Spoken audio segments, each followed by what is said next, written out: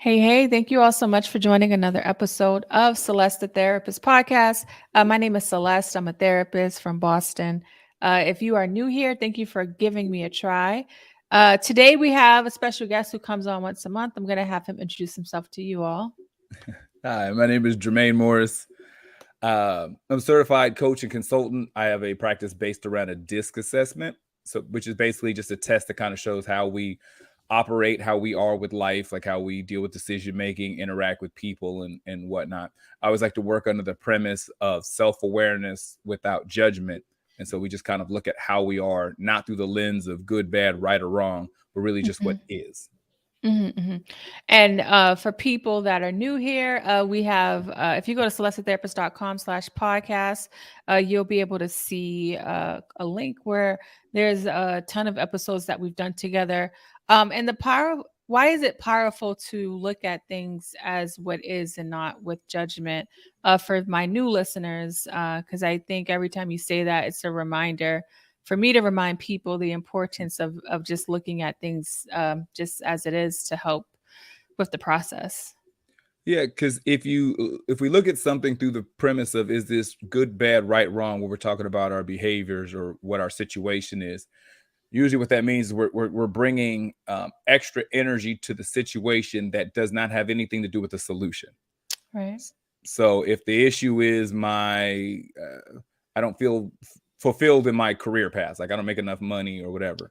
Mm-hmm. Um, if I just look at I don't make enough money to cover my overhead, Uh-huh. so what is the solution? Either reduce my overhead or increase my income. If I'm just looking at this like a math problem, then I'm using the energy towards solving the math problem. Mm-hmm. If I'm beating myself up over the career path I chose, the particular job I started with, what I spent my money on, what I didn't do this, and that, we'll put a lot of energy, mental and emotional bandwidth will get used in the judgment aspect, but none of that Yeah. is used towards the solution. Right. So I just like to Right. look at what is for the behavior and then what's the best course of action for a desired goal. Yeah, that's good. And something that we've talked about before is that, some of the things that we are doing or have done may have been done out of survival mode. And so, it's really hard. Jermaine says this a lot. It's really hard to create a solution or to move forward if you're beating yourself up. Walking around with your own bully has to be very draining.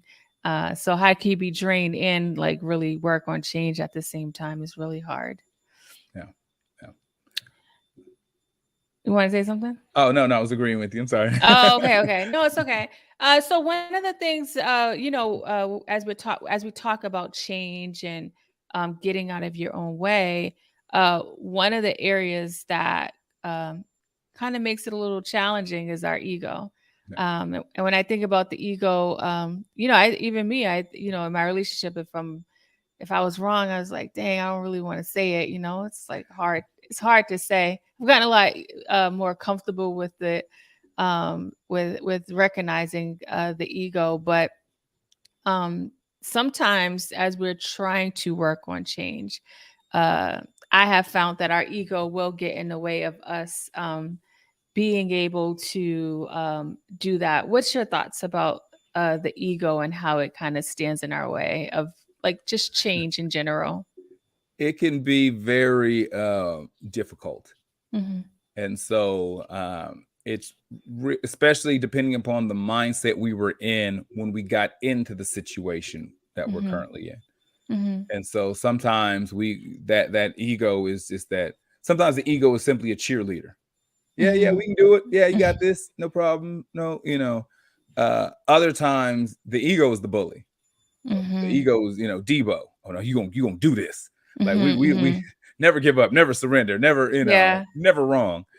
But so sometimes when it comes to like reassessing and having to revisit something or really just understand that the course of action we're on is just not serving us. Hmm. Like it's time to just, cut ties with this idea, this method or whatnot.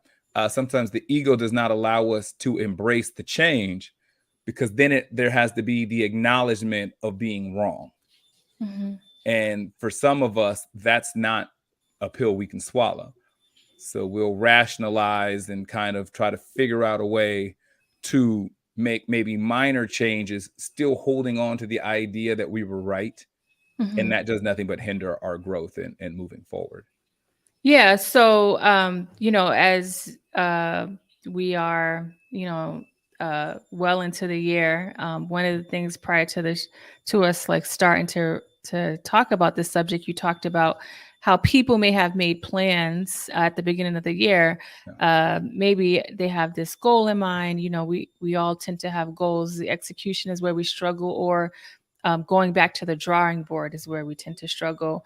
One of the things you acknowledged is that a lot of times people aren't able to change. The course of action is because their ego doesn't allow it. And when you talk about this idea of someone um, not wanting to be wrong, and I want to put wrong in quotation marks because I feel like it's like a trial and error. I Yes. think about all the different things I've done. I never felt like it was wrong. I felt like it got me to the next level. It showed me what wasn't going to work. What's your thoughts about that? Because the idea of being wrong, I think people do struggle with that as they're like needing to change the course of action, but having a hard time doing it. Yeah, because that's what falls under the premise of the judgment. Yeah. So when you can remove the judgment, this is just the scientific method. This is just, I had a hypothesis of what I wanted to have happen. I'm trying these experiments to see which one is going to be Mhm. successful. Mhm. Okay, this came back as a negative. Let me try Mhm. this one. Okay, this one didn't work. Let me go back and try this one. When you're trying to figure out something that method wise, you're not looking at this as me being right or wrong or bad. It's just like I'm trying stuff until I see that it works. Yep. The idea of being wrong is through the premise, through the lens of the judgment of Mhm. Okay. either or, this or that, good or bad, right or wrong. And so anything that does not result in a successful, quote unquote, successful outcome Right. is wrong by default. And so the learning curve is not there, or the appreciation for the steps, because the goal was $100. I didn't get $100. I failed. Mhm. Not the goal was to make $100. I lost $10. Let me see why. Mhm. Or I goal was to make $100. I made 50. Okay, let me see what works and what didn't. Yeah. And so seeing it as right or wrong, that ego is attached to, I didn't get the 100, so I'm wrong. Yeah. And Yeah. so trying to do anything other than that, I'm not going to be wrong. I'm going to make this work. I'm going to figure this out. I'm going to stick Yeah. to this course of action. Mhm. Yeah, no, that's good. And as you use the word success and you put quote unquote, I want to like kind of lean into that a little bit more because as I think about some people with some of the things that they're doing, um, because they really haven't identified success, or their idea of success is being compared to something else. Um, I find that people will stop their course of action because it didn't blow up in a week. Yeah. Whatever it is that they're doing, because I think social media has created this false narrative that things happen overnight. Um, and what's your and maybe part of that is the ego, right? Like, oh, your numbers don't look like this person's numbers, or your followings ain't looking like this person's whatever it is, right? Yeah. That is happening. Why is it so important for people to identify like success realistically, like what that looks like for them? Because I don't think people have named it, and if they have, I don't know if it's really realistic. Yeah. So I look at what's the actual desired goal. Like, can Hmm. you put a tangible goal? Like, now Hmm. I'm gonna start a podcast. I'm gonna blow up. Right, Okay, right. well, what What does blow up that mean? mean? Yeah. I want to make Joe Rogan money. Okay, does that mean you're gonna do 2,000 episodes? Because he's a Like, thousands in. Yeah. he does. Is that what you're talking about? Oh, you just want to have the end result. You just want the 9-figure deal, and so Right. anything less than the 9-figure deal is a failure. Oh, Yeah. okay. That's what we're talking about. You're not saying you want to do all the legwork over a Yeah. decade and a half of A, B, and C. Okay, that's Yeah. so. So when we start talking about what is success, what are we talking about? Yeah. Some people say, I look at this couple over here and will say what social media is great for relationship goals or marriage goals. Right. So what Right. is the goal? Oh, I want to look like they look. Okay, well, are you going to go to counseling as many And times a week as there, they yeah. go? Are you going to sit down with the pastor and have conversation, marriage boot camps and all these things that they do or don't Right. do and Right. just look good Right. in pictures? Like what? So Right. sometimes like we're talking about success. What are we actually talking about? Mhm. Yeah, and that's so for people listening, it's important to identify it and celebrate the moments. You use podcasting for an example. People will record. I get questions all the time, um, and not even post a link. Just assume people are supposed to go and press play, and not looking at like the work that they're putting into the product or the thing that they're doing and feeling discouraged. Because as we're talking about, the ego will have people struggling with changing the course of action. I think also the idea of success will, I don't think we're patient in the process of what we're doing, what we're learning. There's so many different ways that I think we give up really easy. Yeah. Yeah. If it doesn't look like what they're doing at the Yeah. rate that I believe that they're on, Yeah. oh, then I'm not doing anything. Right. Can Right. can can become very discouraging. What is it? It said like 97% of all podcasts never reach a 10th episode. Yep. Yep. Yep. So you think about all the ones that exist in the world, everybody, oh man, we got a pod, everybody got a show, but Yeah. 97% never have a 10th episode. And Yeah. it's because you do 2 episodes and you didn't get 100,000 Right. views your first time out the gate, and so then it's like, oh, I can get discouraged and stop. Hmm. Or to the other side with with the ego in relation to, if you're doing something that's not panning out, being open to making revisions and changes. Hmm. Yeah. Yeah. What, and so sometimes the ego will sit there and say, no, I'm just going to drive this circle into this square peg until I make it work, Right.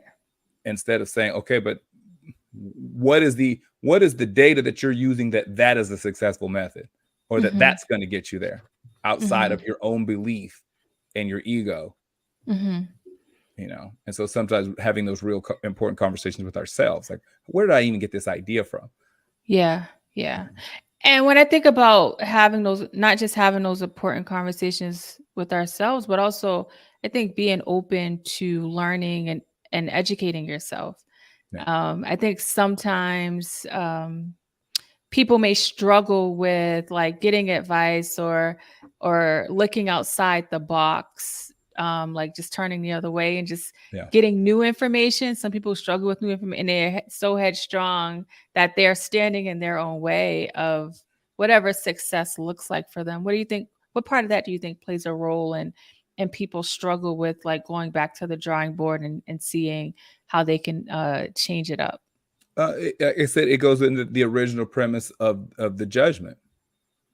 There's the, like, if I to concede that I need somebody else for information or input, that I'm conceding in my lens that I'm doing it wrong. Oh, yeah, yeah, yeah, that's true. So to say Yeah. I need help is to say I don't know what I'm doing, or I don't know Mhm. how to do this effectively. Mhm. And if I'm not okay with that, then I can't accept your help. Yeah. There'll be people who have children and they believe because the child came from them that they innately have all the best abilities to raise them. Mhm. Oh, don't tell me how to raise my kid. I know the best thing Right. about my, okay, but th- maybe there's another way to do it. Or ego says you can't tell me nothing. Right, right. And so regardless of what our output is looking like, regardless of what our circumstance is because I said to concede that you can help me is to say that I can't do it myself. Yeah. And I'm not okay with that judgment about myself. And I may even couple it with believing that you are then going to have a judgment about me. Mhm, mhm. You came to help me. Oh, you believe I can't do this. That's why Yeah. you offered help. And if Yeah. I accept your help, then I'm agreeing with you that I can't do this. Yeah. Wow, that makes sense. And I know we've been like kind of dissecting this in terms of like things that people have started, but as you're talking about this, this is a real thing for people even in workspaces, where especially I feel like people of color, there's this, I think if there's not a lot of people that look like you will struggle with asking for support because you don't want them to think you don't know enough. And I'm always challenging people. And it's like, there's no way to know everything, right? Unless you're a sponge and you're able to like just take in information like that, which is a small percentage of people in the world. But I'm always challenging them to challenge themselves to be okay with asking for help, because I think that people will look at their lack of not knowing as them being inadequate, and that has to be a hard thing because we're always going to not know something, right? It's horrible because we do it professionally as well Yeah. as personally.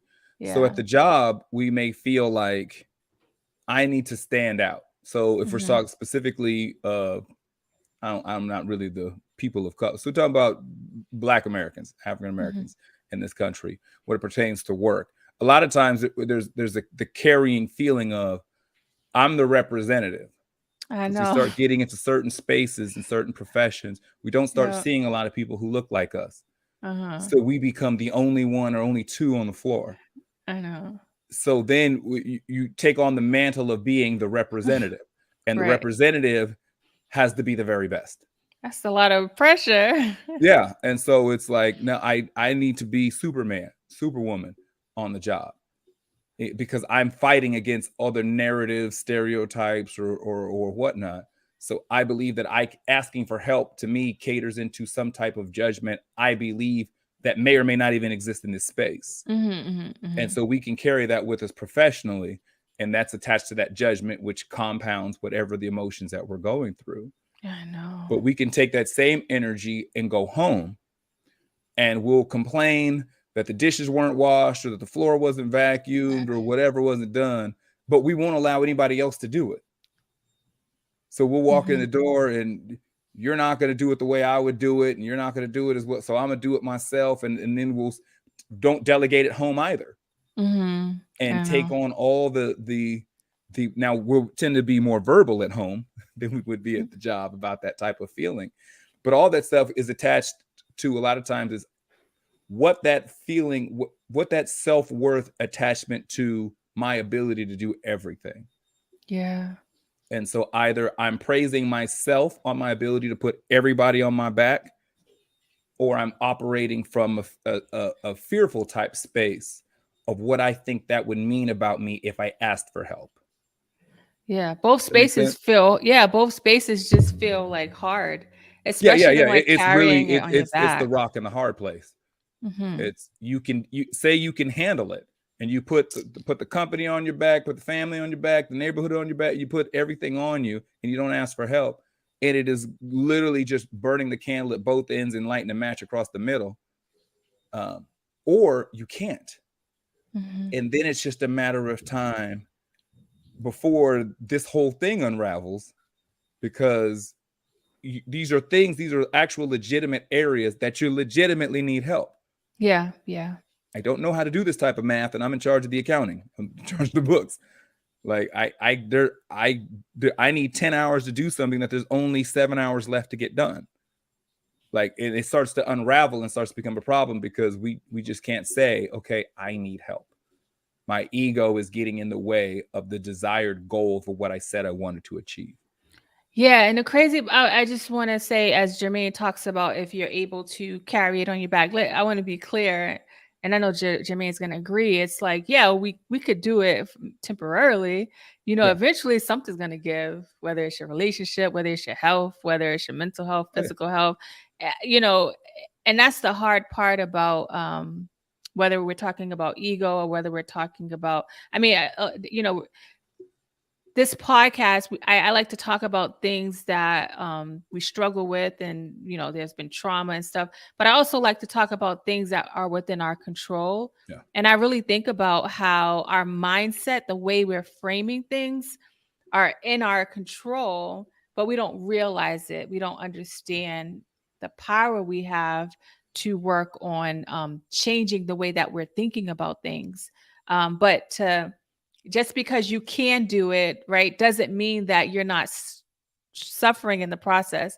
Because I'll have people as they're talking about the whatever's going on, the chaos, and I'll be like, that's a lot. Like I'll pause. It's like, we just pause for a second. That is a lot that you got going on. They don't even see it because that's all they know is chaos. They only know having a lot going on. They don't realize that their blood pressure is high. They don't realize that their stomach's turning and the diarrhea and the nausea. It's from all of that. They're not making those connections, which is a very dangerous thing to happen.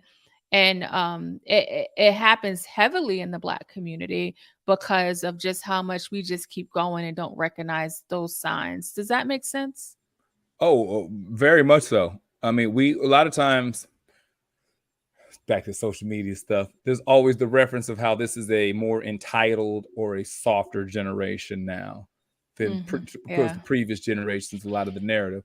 But what happened is with a lot of these young people now, they watched their parents, grandparents, and great grandparents whittle themselves away to nothing with that philosophy of putting everything on their back. And that's why grandpa had a heart attack at 55.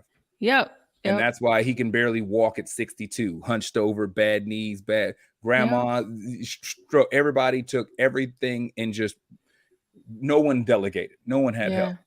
Oh, they were stronger. Yeah, but at what cost?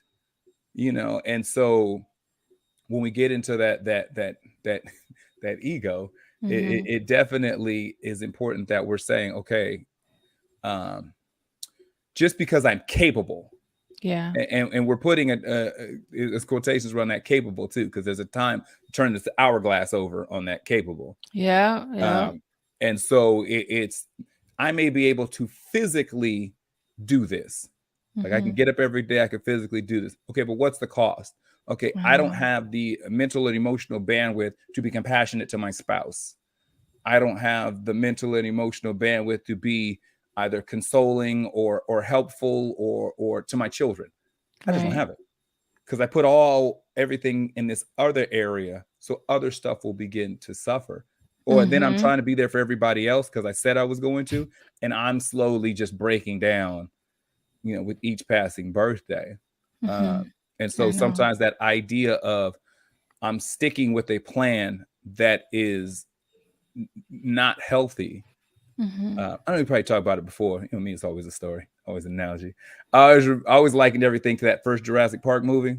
Talk about that, where the Jeff Goldblum character he took the tour of Jurassic Park with all these scientists and all these people, and they were talking about how they just this big revelation about how they were able to bring back dinosaurs, and he's asking questions, forethought. Well, what's going to happen later, and what about this and this and this and that? And he was just like, it was a phrase I always remember. He said everybody was in such a rush to figure out if they could that nobody ever stopped and asked if they should.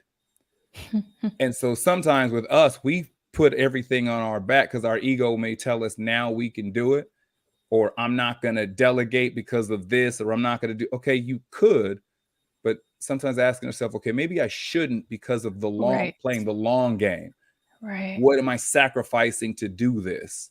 What am what am I not being able to do because my ego's not letting me change course?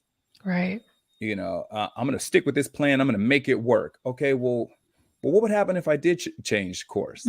What would happen if I was willing to let go of my January plan now in July because I'm not getting close to the mark?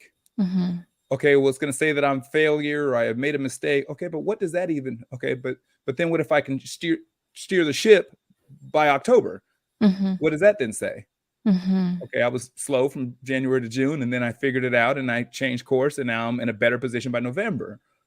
Like the second thought, the fourth thought, like, okay, I don't have to put everything on my back for images. I don't have to do all this for the gram, for the talk. And for some people, they build a persona. I think about people that I'm working with who have done really good work, but then they keep getting piled up with more work and it's kind of like, you're doing such a great job, and they're realizing like how dysfunctional that is, right? Where my reward is to give me more, like pile more on my plate.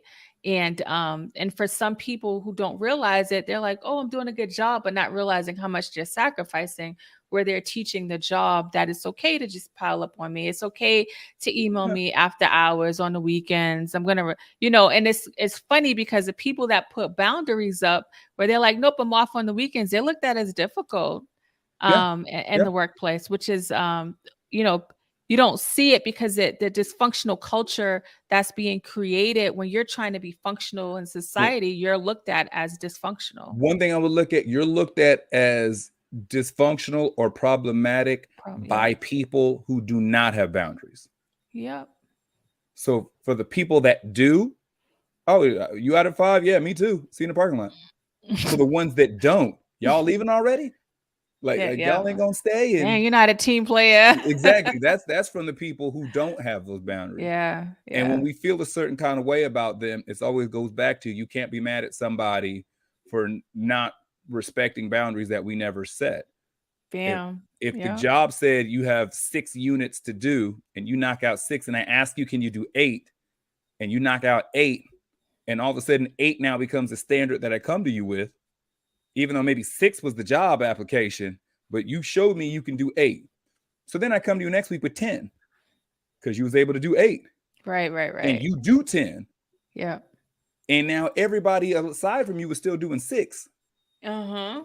If you the person who brought it to you is not mean or this and No. that, because they presented it to you, you did it without any type of issue, didn't tell them it was a problem, so they keep bringing it back to you. Now your ego won't let you go back to 6 Mm-hmm. because now you may pride yourself on being the 10 person. Right. Right. Right. And at And what it's cost? at what cost? Meanwhile, the people who do 6, they may even be doing 5 and they still leaving on time Mm-hmm. with a smile on their face and not giving it a second thought because their ego Yep. is not attached to that. Yeah. Yeah. And so sometimes when it's just having the foresight, the ability to not let our ego be what's in the way, getting out of our Yeah. own way for the stuff that we want to do, and being able to say, okay, like, I could have been on that all year, last 5 years, 10 years. I'm not on that anymore, and that's okay. Yeah. I don't have to be Superman every time I show up at the office. Yeah. I don't have to be the reason why my last 3 supervisors got bonuses and got promoted, but I'm still in the same position because I stayed all night and weekends and they Mm-hmm. went home. Yep. They're not wrong for it because I said yes.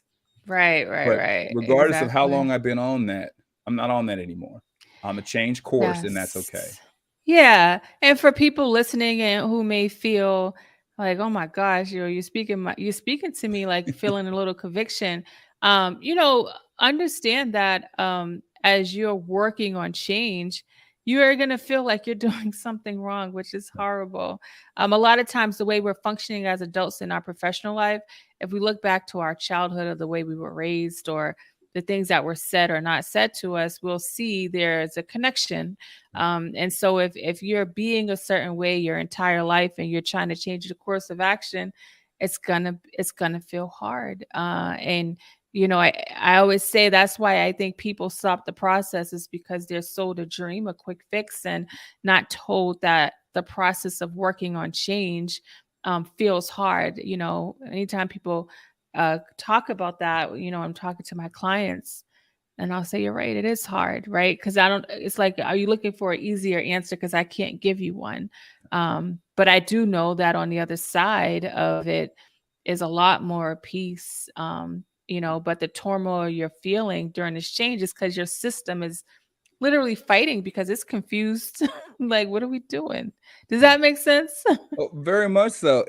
I liken it to where something with momentum. It's like ships, like cruise ships. Like Mm-hmm. once they get going and they're straight, like Mm-hmm. it requires a certain amount of energy. But Mm-hmm. to turn one around takes so much time, energy. It's such a process. Like Mm-hmm. to turn this whole thing around and then Yep. go back the opposite direction. And so when we're trying to make a shift, it's a minute. Mm-hmm. Like it's not like we're just turning a bicycle corner. Like you're turning around the Titanic.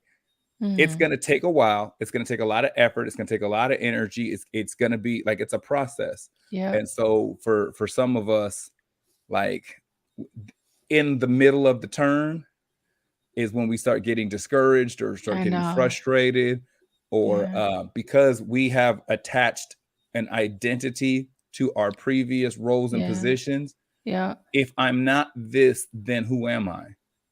If like I've built my whole persona, my whole image, my whole identity on being Mr. Overtime, on, Yeah, on yeah, what Jermaine's saying is true. You feel like you're losing who you are. I don't think people talk about that enough. yeah, Not just as we're talking about work, in general, as you're changing, yeah, you're not being the yes man, you're not being a people pleaser, you're not, saying doing all these things, even though it's hard, like you feel the drainage of it, it still can be a grieving process, which is wild, yeah. when you and I can like articulate that well because of what we do for work and just our knowledge, so we understand it. But I think to somebody hearing it out loud, they're like, you know what, that makes sense. But it's crazy that that happens, but it happens.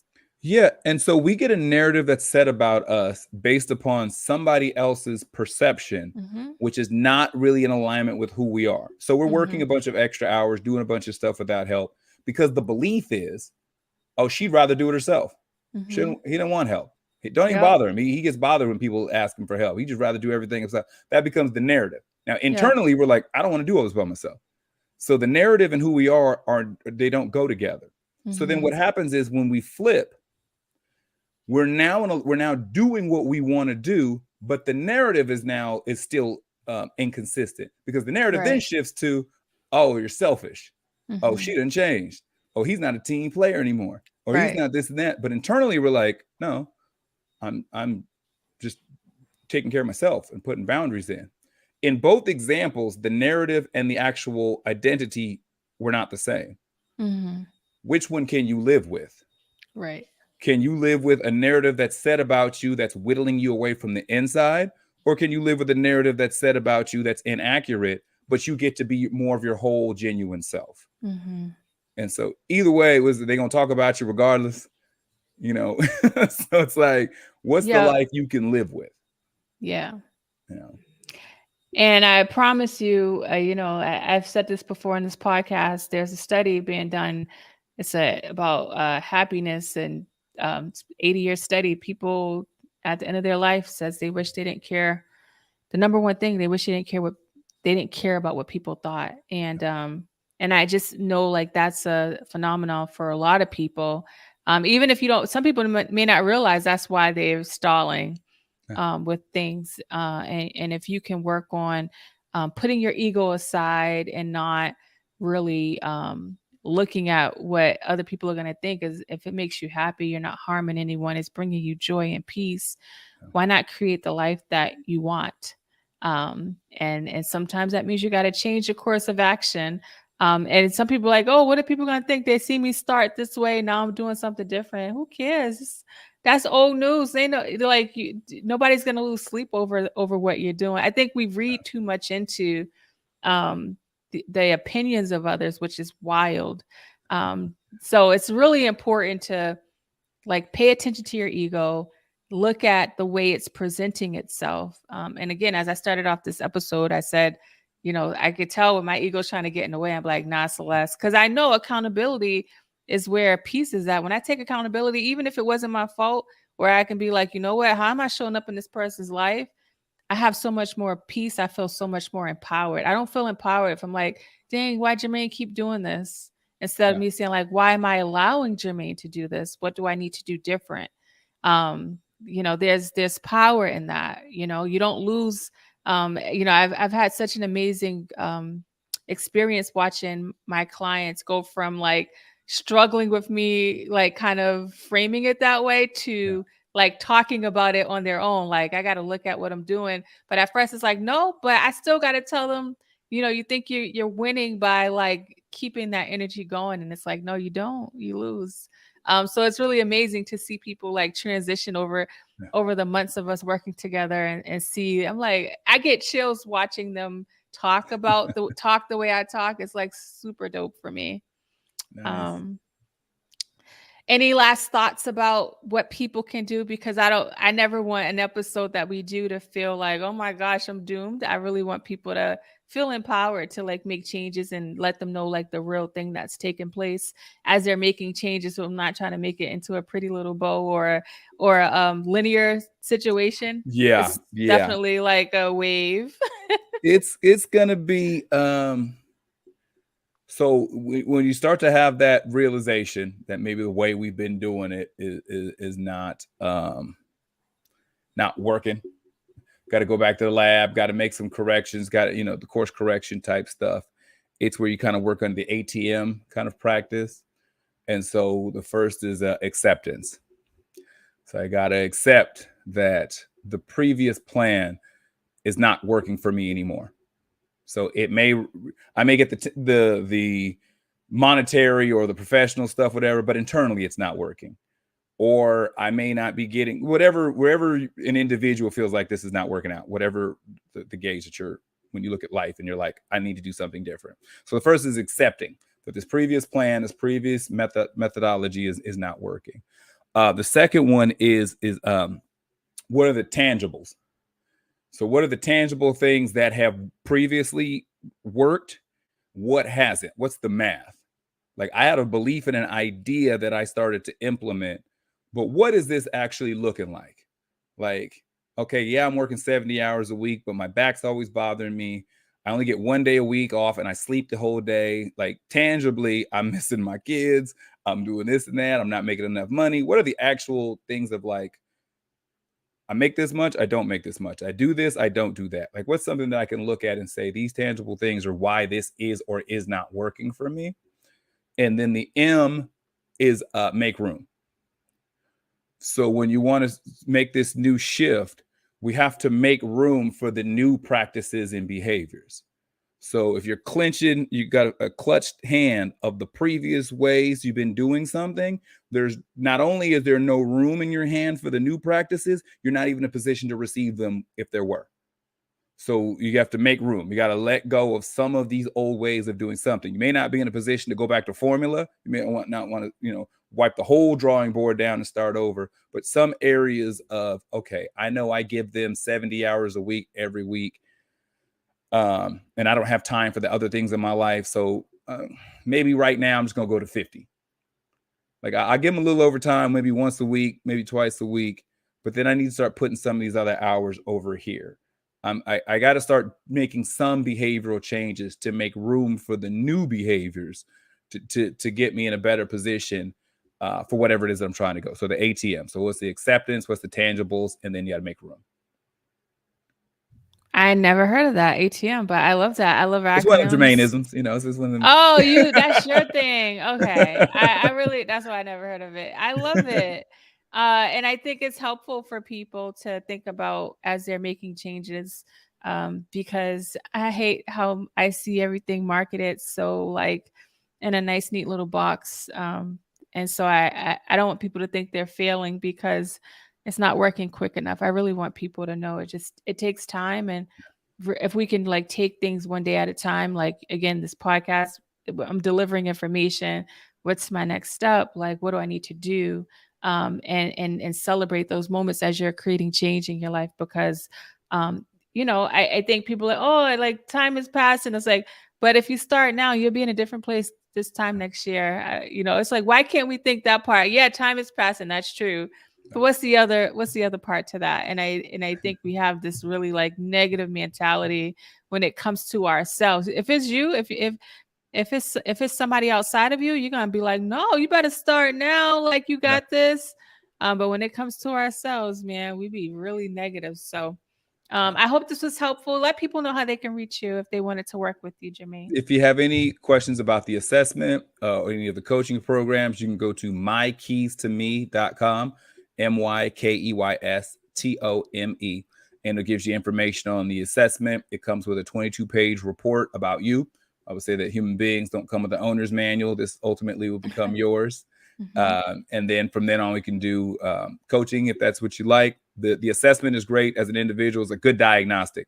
How we interface with the world. It also works good professionally. We do like management training and stuff with it and for corporate side. all that information, set up a consultation, all that at mykeysto-me.com.